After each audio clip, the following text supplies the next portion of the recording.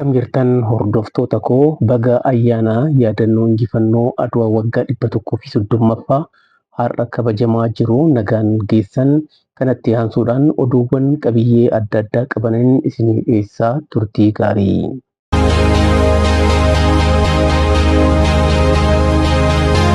Giiftii duree Zinaash Taayyachoo gita isaanii Azerbaajaan Marhiibaan Aliyev waliin mari'atan. Marii isaaniitiin piroojektota waajjirri giiftii duree qaamolee hawaasaa saaxilamoo ta'aniif keessumattuu dubartoota, daa'immanii fi qaama miidhamtootaaf dursa kennuun hojjechaa jiru irratti ibsa bal'aa kennaniiru. Giiftii duree Zinaash Taayyachoo gara Azerbaajaan kan deeman garee ergamaa mootummaa Itoophiyaa muummicha ministeeraa Dr. Abiy Ahmediin hoogganamu wajjin akka ta'e ni beekama. Gareen ergamaan mootummaa Itoophiyaa Azerbaajaan daawwate dhimmoota waloo irratti qondaaltota mootummaa Azerbaajaan wajjin akka waliigalee gabaafamaa turuun kan yaadatamudha. Obboleewwan lameen waltajjii falmii filannoo irratti mul'atan.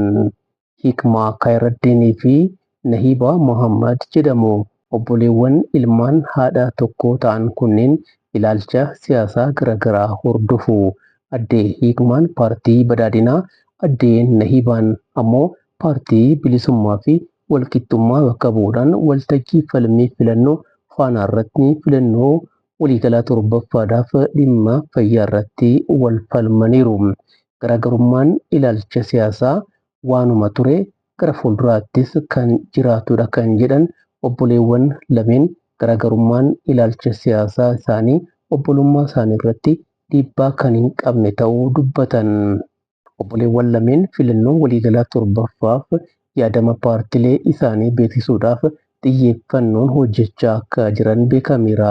Waltajjii falmii kanarrattis addee Hikmaa fi addee Nabihaan imaammata fayyaa irratti wal falmaniiru. Obboleewwan lameen akka himanitti garaagarummaan abaarsa miti. Garaagarummaa yaadaa karaa ammayyaa'een furuun qaroomuudha. Sirni dijitaalaa manneen murtee keessatti diriirfame tajaajila si'ataa fi mijataa kennuudhaaf dandeessiteera jedhe manni murtii waliigalaa federaalaa. Sirni dijitaalaa diriirfame abbootiin dhimmaa adeemsa murtii bakka jiranitti akka hordofan carraa uumuu pireezidaantiin mana murtichaa obbo Teediroos Mirat himaniiru. Sirni dijitaalaa manneen murtii federaalaa fi naannolee keessatti diriirfame beellama dabalatee abbootiin dhimmaa bakka jiranitti dhimma isaanii akka hordofaniif carraa gaarii uumuus dubbatan. Sirnicha bakka hunda dhaqqabsiisuudhaaf xiyyeeffannoon kennamee hojjetamaa akka jirullee mirkaneessaniiru.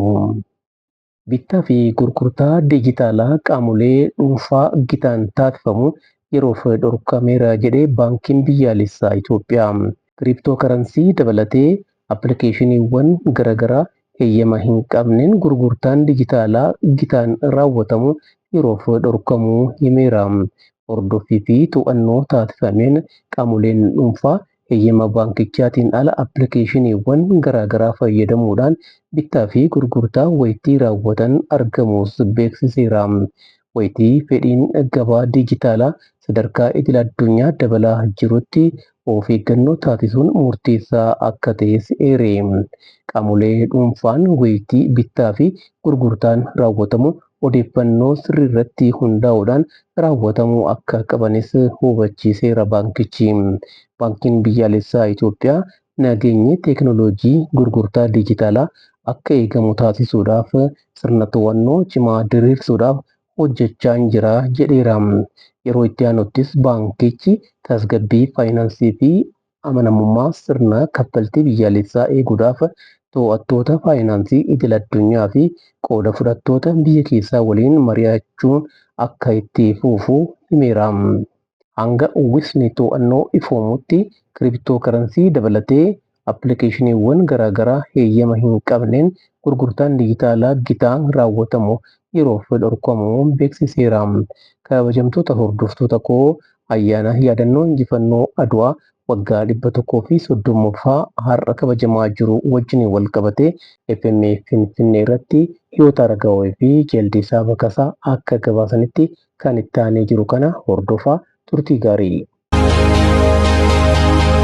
jalqaba bara 1880 keessa Awurooppaanonni Afrikaa gita bittaa jalatti kuffisuun qabeenya ishee saamuuf karoorfachuun Jarman Berliinitti wal gahanii Afrikaa weeraruu qabeenya uumamaa Afrikaan qabdu saamuuf fedhii isaanii guuttachuu akka danda'an mari'atan. Haaluma kanaan Xaaliyaaniin Itoophiyaa kolonii ishee jala galchuuf karaa Mitswaa yaaltus waan hin milkoofneef waliigaltee shiraan guutameen Itoophiyaa of jalatti bulchuuf karoorsite. Waraana Adwaa irratti Xaaliyaaniif Itoophiyaa gidduutti gaggeeffameefis sababa kan ture waliigaltee Wucaalee yoo ta'u sanada waliigaltee sana keeyyata 17ffaa irratti waan barreeffametu ka'umsaa jedhu Yuunivarsiitii Finfinneetti barsiisaaf qorataa seenaa kan ta'an Profeesar Tasammaa Ta'a gaaffiif deebii FM Finfinnee waliin gaggeessanii. Xaaliyaaniin Wucaalee irratti Antoneelii kan jedhamu Minilikii wajjin waliifarramanii. Waliifarramuu irratti maalinni afaan Xaaliyaaniitii fi afaan Amaariffaa garaagara ta'e. Xaaliyaaniin Antoneeliidhaanii malaan waliigaltee sana akka farramsiisu gochuudhaa fi afaan Xaaliyaaniitiin Itoophiyaan biyya alaa wajjin waliigaltee uumuudhaa fi karaa Xaaliyaanii yoo ta'e malee karaa biraan qabdu karaan cufaadha. Kanarratti waliigalleerra Minilikii wajjin kan jedhudha. Kan Amaariffaa immoo yoo barbaachise karaa Xaaliyaanii biyya alaa qunnamuu dandeessi jedha. Yoo jaallatte kanaan achi karaa barbaaddee qunnamuu dandeessi kan jedhudha. Kanatu wal faalleessi. Waldhabdee waliigaltee Wucaalee irratti mudateen booda Xaaliyaaniin loltoota bobbaasuu akka dandeessu waan shakkiteef Itoophiyaan qophaa'uu eegalte. Sunis hin oolle. Waraanni Xaaliyaanii weeraraaf sochii eegale. Lammiileen Itoophiyaas waamicha taasifameef dhagahuun kallattii afran irraa qondaaltota waraanaa naannoo isaaniin hoogganamuun kaaba Itoophiyaa Adwaatti diina hidhannoo guddaan baargamaa dhufe qaanessuun seenaa addunyaan yoomiyyuu hin daganne hojjetan. Waraanni injifannoo Itoophiyaanotaan goolabame kun seenaa Itoophiyaa keessatti taateewwan gurguddoo jedhaman keessaa isa ijoodha. Injifannoo Xaaliyaanota irratti argame keessatti gaheen goototaa fi fardeen Oromoo olaanaa ture. Jeneraalota waraana Adwaa gaggeessan 11 keessaa 9 Oromoo akka turan kan himan Profeesar Tasammaan gaheen Oromoon waraanicha gaggeessuun miseensota waraanaa lafoof fardaan Oromiyaa kallattii garaagaraa irraa hiriirsuun gumaache daran guddaa ture jedhu. Fardeen bal'aatti kan qabu ture. Walii maksinee ilaallu yeroo sanaa hin barreeffamne malee namoonni harka caalaa hojjetan, harka caalaa lubbuu isaanii dhabanii Oromootadha.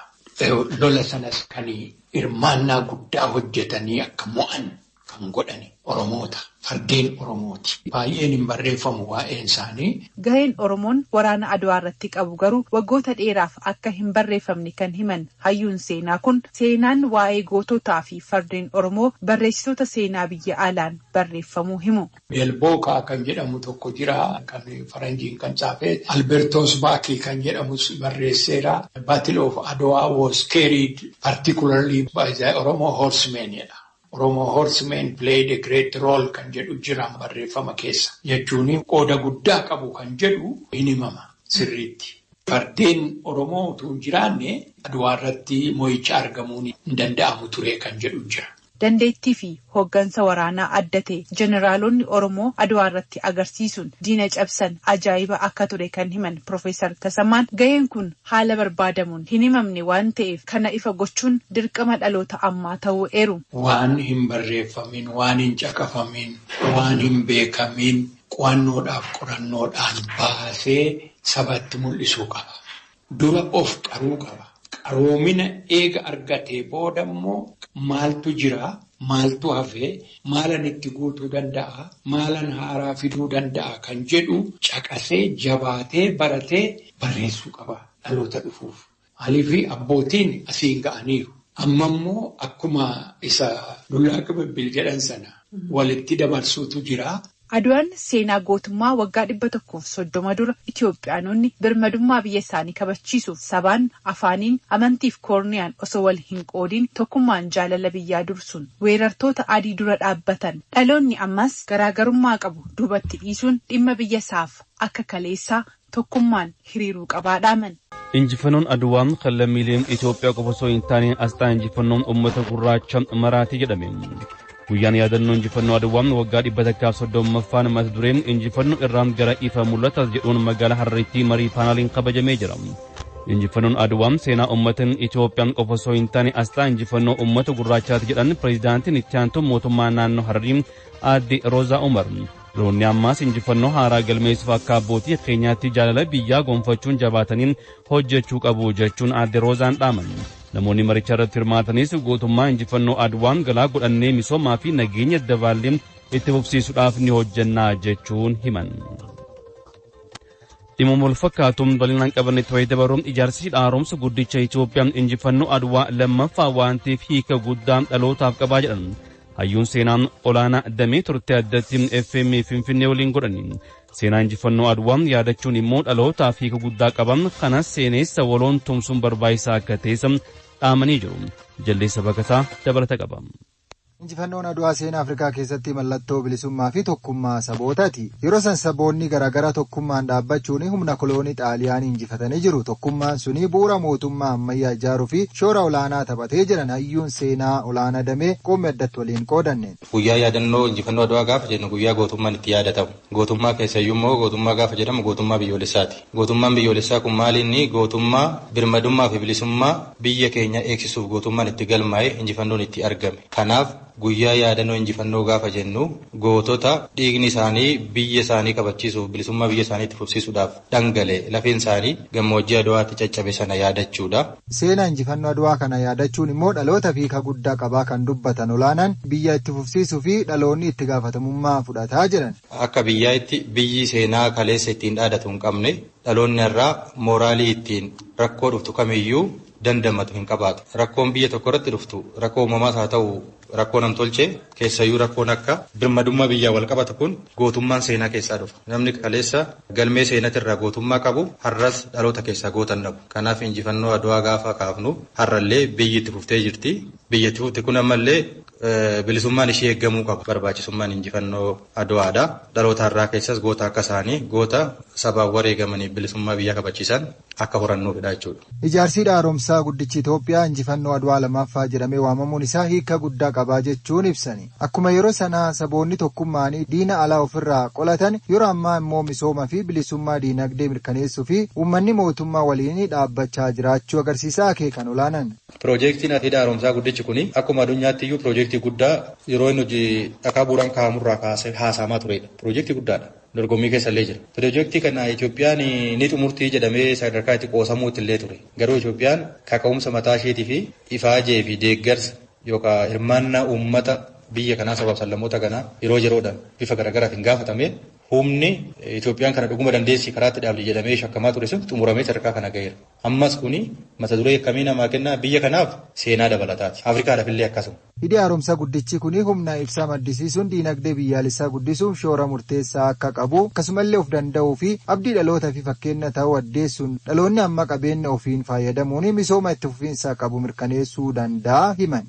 Piroojeektii gurguddaan akkanaa deeggarsa biyyoota alaa malee hojjetame. Hanuma Afrikaan jalqabaati. Fakkeenya hidha haaromsaati yoo ilaalle hidhi haaromsaa kanaan dorgoman warri Ijipti fa'aan qabaachuu danda'u, Naajeeriyaa fa'aan, Koongoo fa'aa qabaachuu danda'u. Garuu kaka'umsa mataa isaaniitiin miti. Baay'een isaanii intinii biyya biraa deebisaa jiru warrallee. Biyya biraati kan hojjeteef jechuudha. Itoophiyaan garuu tokkoon tujaara irraa kaasee amma hiyyeessatti jechuudha. Haga danda'an kiisii nama inni hin galle hin jiru. Kanaaf akka seenaa biyya kanaattis yoo ta'e seenaa walooti, injifannoo walooti. Shoorri yookaan qoonni nama biyya kanaa hundumtuu jira waan ta'eef akkuma Adwaa irratti waamicha godhameen namoo waloon bahee duulee waloon injifannoo argate kana piroojeektii kanallee waloon eegalee waloon xumure.